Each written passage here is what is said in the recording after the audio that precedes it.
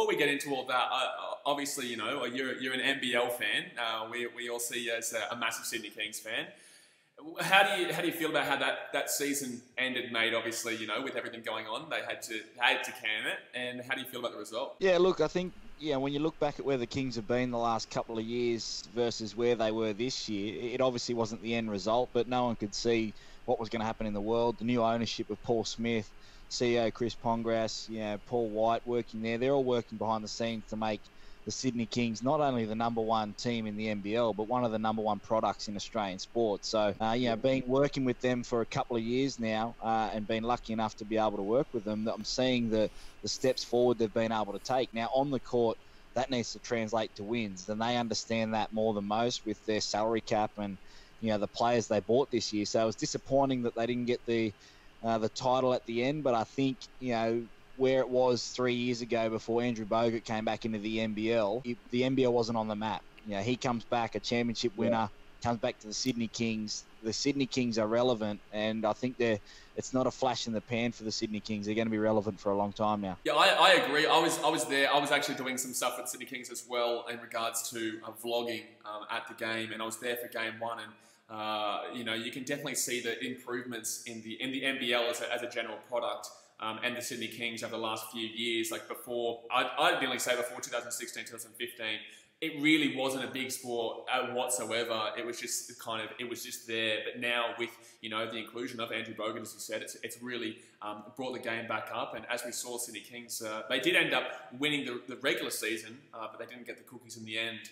Do you feel like that was a fair result based off the circumstances to give Perth the championship? No.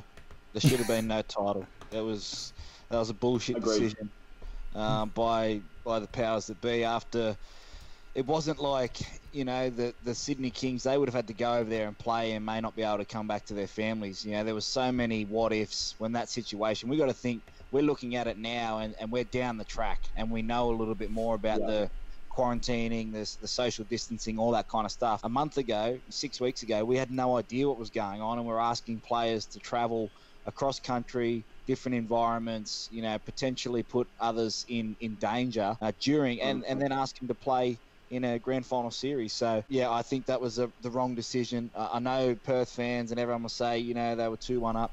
It's easy just to vacate the title. We've seen competitions in rugby league now, the reserve grade this year for New South Wales and Queensland, there's going to be no winner. We're looking at potentially the NBA having no winner this year in the 2019-2020 season. It's mental. But the NBL went out and awarded it to a team that was 2-1 up in a series after, both teams had lost on their home court. So I think that was, I agree. It should have been no title. Yeah, NBL. Do you think NBL is getting bigger because these Andrew Bogut people coming back from the NBA and like LaMelo obviously coming down to the Hawks and stuff? Do you think that is what the NBL needs to grow? We need these kind of marquee people to come and make it big, because there are a lot of people that love basketball in Australia. Yeah, well, it's the NBA right now is you can go and watch a game in 2 hours and be in the car, and nearly home. Yeah. Sports don't have that, I guess, appealing factor where something happens every 20 seconds. And that's why my wife loves it. She'd never seen a game of basketball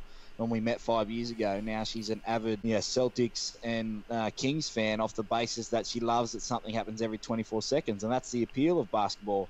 The talent has gotten stronger. Clubs are starting to recruit smarter.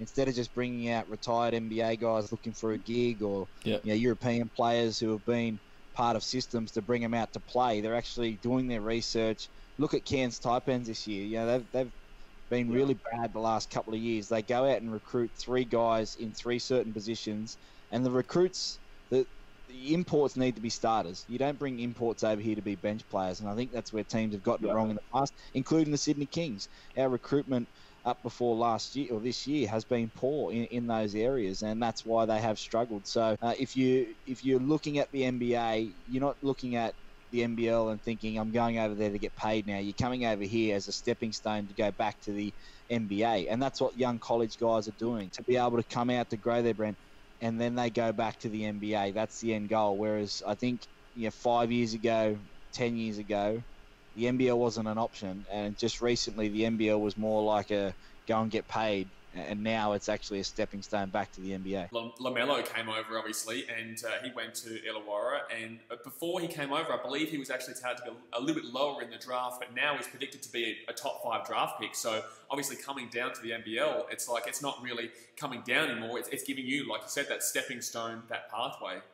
Then he's obviously improved his game so much, and then he's going back, and he's got a higher draft pick potentially. Yeah, look, LaMelo's probably a unique situation that everyone knows about him from YouTube and all these his family, seen, so a lot of the guys that we haven't heard about in the draft coming up, we haven't seen them at all because there's no college season. So I think that LaMelo using it to come down and play against men, and that's talking about my career.